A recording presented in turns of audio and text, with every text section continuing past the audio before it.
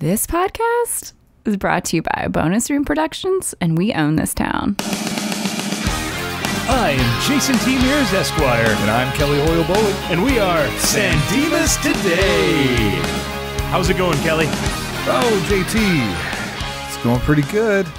It's October, and it's 100 degrees outside. Welcome to Nashville, where we don't have fall so much as foliage on fire.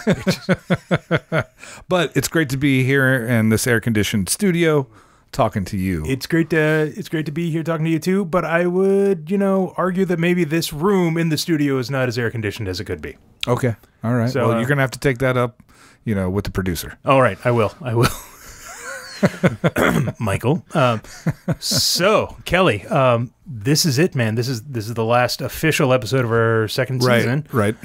It's been a crazy journey. I know, and just want to apologize to the listeners. We've been delayed here and there with the last couple of episodes, but I don't have a good excuse for that. Okay, well, here's the thing. I think our listeners are really going to go to bat for us and understand that things come up, specifically because we fill a very, very big void in the podcast community, and that's a couple of middle-aged white guys talking about movies. True. And it's a really underserved population. That's right. There's not enough of that going on. Yeah, so I think we've earned a little leeway just because of the service that we provide. All right, so it's been a minute. What's been going on in the world of Bill and Ted? Let's see. Sam Weaving's movie, Ready or Not, was about to be released, and I think it might have been released, but the reviews on this were just absolutely glowing. Well, right. She's becoming a bona fide movie star. She is, like right before our very eyes. The movie was very well received, but her performance, it's like, this movie's fine, but holy hell, this lady's amazing. So I'm so excited to see her in these films. Yeah, that's great. Probably the biggest news that we got. I had no idea that this gentleman was even alive, even though in my head I had no idea how old he is. But the film editor from Being There, Don Zimmerman. Okay, Being There, literally top 5 movies of all time for me. Yeah. When I watched it, it changed my life. In that, it changed what I thought a movie could be. That was just the third movie he edited.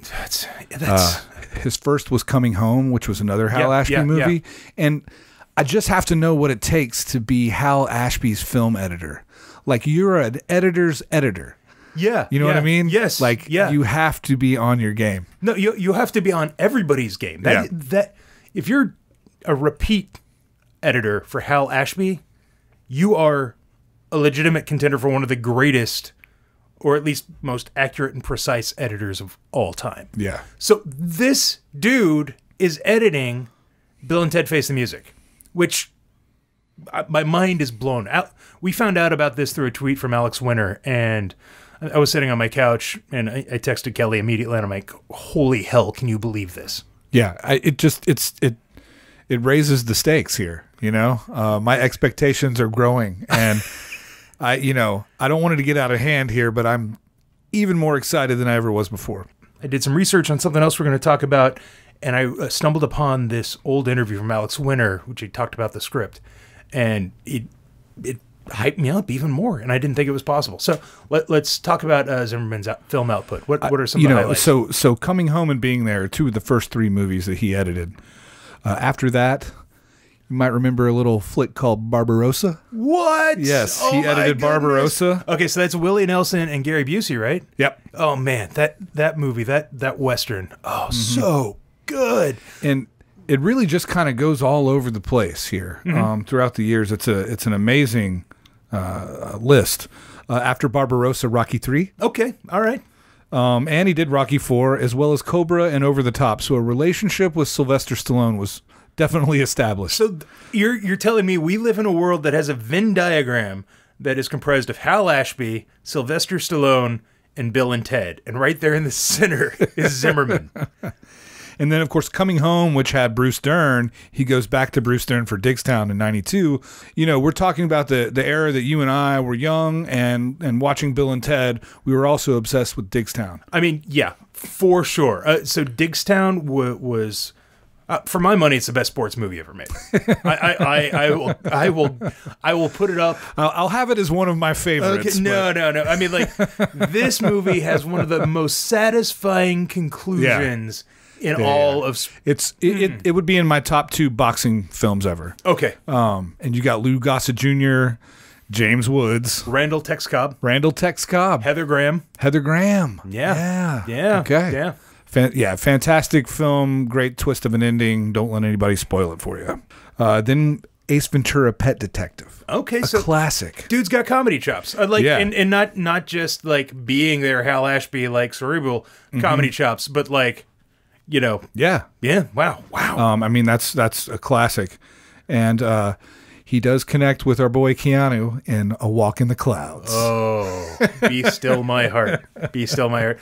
That might be peak handsome Keanu or peak dreamboat Keanu. Yeah, dreamboat Keanu, right? Dreamboat, like he ventured into romantic. That's the dreamboat film era. Yeah. And then, so Nutty Professor, Liar Liar, Half Baked. Half Baked. Wow. Which that's interesting because that movie has its own story of how the studio just destroyed it, right? At least from Dave Chappelle's point of view, right? But that man has never had an axe to grind. So. Patch Adams. Okay. But here's where it gets awesome. Galaxy Quest. Yeah. Oh. So this explains everything, right? Oh man, perfect. Worked with Dean Parisot. Yeah, Parisot. And that's who's directing. Also worked with friend of the show, David Newman. Yes. Yeah. Yes. So full circle. Pretty cool. Hopefully those 3 are coming back together on this one. I mean, I can't see why they wouldn't have Mr. Newman back on this. And, there's a few interesting things since then. He did that remake of Flight of the Phoenix, Night at the Museum, and Marmaduke. Okay. Also Men in Black 3, which is interesting. Yeah. I'd like to hear his conversation with Ed Solomon about that. Right. Did Ed write that one? No, I don't think Ed had anything to do with it. Yeah. So weird. I mean, this guy, I'm so excited about it. And going over his filmography like this, it's cool because he's got such a weird and varied career. He's done a little bit of everything. He can absolutely work within the studio. He can do something weird. He can do something family friendly. Yeah. I mean, I'm looking here, and I think the most heart-wrenching film he ever edited was the very first film he did, Coming Home, which I don't know if you had a chance to see that. I've not seen that one yet. It's unbelievable. Okay. Unbelievable. Okay. Hal Ashby, just what a run of movies that he directed there. That guy. I teased this out on Facebook a little while ago. The fact that neither one of us had ever seen the movie Freaked, which was co-written, co-directed, and starred our good man Alex Winter. Yep. Also, I didn't know this going into it, but a sizable uncredited role by Keanu. Right. Right. So, and this film was released in '93. So right after Bogus Journey. Also had William Sadler in it. Yep. William Sadler was in there. He had a role in it. Megan Ward, who was that PCU? I can appreciate. Is that PCU? PCU and Glory Days. Oh, she was in Glory Days. Whoa. So she was Sam Rockwell's girlfriend in Glory Days. Oh, yeah. That's more of where I knew. I've seen PCU a couple times. Like, we have the "Don't Be That Guy" vernacular from Jeremy Piffin's speech at the concert T-shirts, in our common lexicon. But man, that's so cool. Anyway, so like watching this movie, I've got to be honest to everybody. I'd heard from people that are big Bill and Ted fans that they love the movie, and I just assumed that it was like just pure nostalgia fuel why people were into this movie. And so I went in with zero expectations. I feel like it gets written off as like a Garbage Pail Kids movie or something. Right. And the practical effects are actually better than Garbage Pail Kids, the movie, because, I mean, I don't know if anything's ever been worse than that. This movie is pretty funny and has a very, very black heart. In that way, it's almost like the inverse of the Bill and Ted universe. It's where Bill and Ted goes high, this movie goes low. It is great. Mr. T, Bobcat Goldthwait, the older brother from Blossom, like the non-Joey Lawrence brother. He plays the sidekick in it. And there's a young John Hawkes, right? Yeah, young John Hawkes, which is really cool. I never realized he was involved with Idiot Box, which is something you and I have also never talked about on the show, but we absolutely have to. Mm-hmm. So in the early 90s on MTV, I'm sure most of the people listening to this remember this because, we are... Did that get aired as a part of Liquid Television? No, it was... Or was it its own? It was alongside Liquid Television. Okay. There was Liquid Television. there was another one. So there was a set of 3, Liquid Television, Idiot Box, and then one other show. And then kind of recently, like maybe 5 years ago, MTV tried to revive Liquid Television and the other one. And at the same time, Alex Winter went back, and he and the guys who created Idiot Box wrote up a spec script for a revival for that, and MTV was like, no fucking way. We're Laguna Beach TV now. We cannot touch this. Anyway, so John Hawkes was part of Idiot Box. Yeah, John Hawkes, when he came out, what was it, Winter's Bone, Deadwood, that's where John Hawkes starts for me, and maybe that's a bit unfair. It's like, I'm glad to know that there's this whole past, and now I have to go back and watch all of that. I'm sure it's on YouTube, right? Yeah, it is. And also, the thing to know about Freaked, you can only watch it on YouTube. Like, it's only streaming on YouTube. You're not going to get it through Amazon Prime. You're not going to get it through Netflix. 2013, they released a special edition DVD of it. To buy that DVD on eBay, it's going to cost you like $75. This thing is so hard to find. And that's kind of been the story of the movie, too, like behind the scenes. It was pitched by Alex Winter and his co-writer to Fox Studios. The head of the studio was 100% behind it. This was a fully funded studio film, top to bottom, had full studio support despite how insanely weird it is. Yeah. And just like off the charts bizarre. You got Randy Quaid and Brooke Shields, right? Yeah. They're spending money there. Yeah, they are. And it's a great role by Randy Quaid. It's peak Randy Quaid. I'm guessing Keanu was probably uncredited because he was signed on to something else at the time, and they wouldn't let him use his name. Isn't that usually why that stuff happens? Yeah, I think at that point, it's not like they would have accidentally done that. So. Oh, it wasn't an accident at all. I think it was either that or he wanted to help out, and at that point he was just commanding too much money. And so, that's probably why. But probably close to Point Break times, right? Or starting filming that, and who knows what kind of handcuffs came with that, right? Right, exactly. The Fox studio head was fired. They brought somebody else in, and they're like, "What the hell is this movie, Freaked? No way are we touching this with a 10-foot pole." It maybe got released in like a handful of U.S. theaters. It did really well at Toronto International Film Festival, like really well. People were jazzed about it. But then the studio head changed, and they're like, "We're not doing anything." It was like released in Australia and maybe England for very small windows, and like people loved it. They were eating it up. It's like instant cult classic, but then nobody could see it. It was barely released in the US, maybe a few VHS tapes. I think Cinemax ran it for a while on HBO. I'm looking at box office returns of $29,000. Yeah. I mean, and budget of $13 million. Right. But it was barely released at all. I mean, like they were just like, we need to bury this film. They just ate it. It was so bad for this film that they almost accidentally destroyed the last print of the film.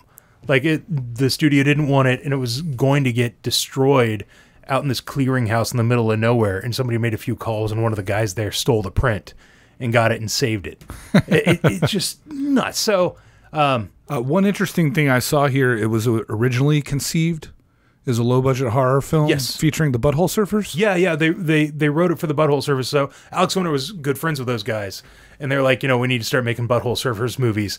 And so they worked on that, and that eventually didn't work out. And things, I could sit here and be a guy telling you what I read on the internet about it, but if you spend 5 minutes on the internet, look into this thing, like watch it, be amazed. Bobcat Goldthwait plays a sock puppet monster. Mr. T is a woman trapped in a man's body. Pardon the vulgarity, but there is one line here that I just have to quote because Randy Quaid to Mr. T, you'd be better off without a dick. And literally, it's one of Mr. T's best performances. So Mr. T, like toward the end of filming, just kind of cut out because he was not happy with wearing all the dresses. He was feeling a little emasculated. And one of the co-stars did a really good impression of Mr. T. And so most of Mr. T's lines toward the end when they were filming that section were done in ADR with one of the cast members imitating him. Just very interesting. That's cool. Yeah. Let's see here. There's a Gremlins 3 joke in there, which is pretty great. This was my wife's quote when we watched it. Maybe this movie is what pushed Randy Quaid over the edge. Sure it wasn't just Chevy Chase? Well, yeah, he might have. He might have. That was a nice insight. I appreciate that, JT. Don't you patronize me. All right. So don't you patronize me. I've got to confess, we talked at length about both of us watching this film before we did this podcast, and I did not come through, so I am fully schooled on the Wikipedia page. So, Kelly, I want you to know that when there was one set of footprints in the sand, that's when I was carrying you. I'm just your reaction guy. Come on. Yeah. All right. So before we go, I think we wanted to talk a little bit about the future of San Dimas today. If you could have a seat, come in, have a seat. We need to talk about the future. Listeners, please pull over or take a seat wherever you are. Yeah. This isn't a forever goodbye. Mommy and Daddy still love you. So this is the end of our second season. We've had a pretty successful second season, I'd say. We've found out some really interesting stuff. It's been great to be here and discover all the new reveals from Face the Music as they've come out. Yeah, and the fact that they've shot the whole movie now. It's in the can. Yeah, it's crazy. They are editing it. Lots of good stuff to look forward to in the future. But this kind of puts our podcast in a weird position. As you know, it's kind of our mission to bring you information about Bill and Ted and also what's coming in the future and all the ancillary stuff. There's a lot going on. But with Bill and Ted Face the Music in the can, there is a giant cone of silence that's been placed on most of the Bill and Ted universe. Yes. So all the actors that are coming back, they are sworn to secrecy for a very long time. People involved in the production, the makeup, which I've been in touch with people who've worked on the sets, with people who have done makeup work, creative visual effects on the new movie. Yeah. They're all very excited to talk to us, but they just can't do it yet. Right. And so, we thought it would be a good idea to maybe ramp back up when the cone of silence is lifted and the promotion for Face the Music starts to ramp back up. Yeah. So that's not to say we still have a few interviews that are lined up we're hoping to bring to you. They will be in the form of standalone episodes, not necessarily as part of a greater season. Season 3 is really going to start in earnest once we can start bringing you more information. Other standalone episodes I envision us bringing are trailer drops, other major casting news.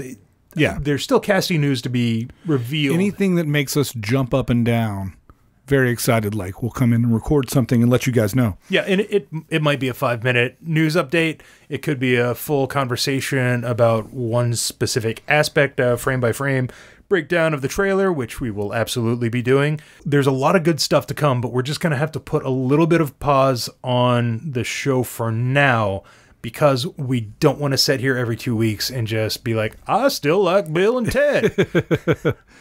But we've got some even better news with all of that, is that Jason and I, we like movies other than Bill and Ted. We do. Not as much as Bill and Ted. It's true. Yeah. Maybe not as much. But we have decided we're going to do a podcast series. It's going to be called Other Cuts. It's a limited run. Don't worry. We're not going to be like taking our mojo as two middle-aged white guys talking about movies and going away from Bill and Ted forever. This is going to be a very limited series. We're going to look at different cuts of different films, TV shows, and how the editing process affects the narrative. I know it sounds like, okay, who cares? No, I mean, you're Saturday night, you're going to throw this thing on, you're going to crack the beer, and we're going to party. Yes, yeah. So our first one is going to be on Brazil. So that's going to be the first film we're going to discuss, the 2 alternate cuts. If you want to get amped up, jazzed, and ready for it, go ahead and watch both versions. And we will announce here through an announcement that it's coming out. So you'll get a little podcast notification. We'll also update Facebook, Twitter, and Instagram. And we've got one of our favorite local musicians who's composed a theme song for us. So Friend of the pod. So anyway, thank you guys for coming along on the ride with us. It's not over. It's just kind of on pause. We don't want to overstay our welcome here. We want to bring you fun and insight and not make you hate us. And we want to thank the best podcast network in Nashville and possibly the entire world. We own this town, Michael Eads, for producing our podcast and getting us out there to you. And we want to thank Scott Bricklin and Scooby Tunes Music for the use of the most excellent theme song, Walk Away, which totally amps me up every time I hear it, and it just makes me smile now because it reminds me of sitting in a room with you, buddy. Thanks, man. You're welcome. And I want to thank you and all the Bill and Ted fans out there because they're always being most excellent to us and everyone. And I would encourage them all to party on, dudes!